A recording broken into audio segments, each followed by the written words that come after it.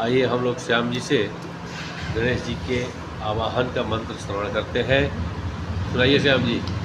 ओम एकदन्तं शूर्पकर्णं च गजवक्त्रं चतुर्भुजां पाशाङ्कुशधरं देवं ध्यायेत् सिद्धिविनायकं ध्यायेत् गजाननं देवं तप्तकाञ्चनसन्निभं चतुर्भुजं महाकायं सर्वाभरणभूषितां दन्ताक्षमाला परशुं पूर्णमोदकधारिणां मोदकाशक्तशुण्डाग्रम् एकदन्तं विनायकं हे हिरम्बत्वमे हे अम्बिका त्र्यम्बकात्मजः सिद्धिबुद्धिपदे द्रक्षा लक्षलाभपितुपितः काश्यं नागहारं त्वां गणराजं चतुर्भुजां भूषितं स्वायुधैर्दिव्यैः पाशाङ्कुशपरश्वदैः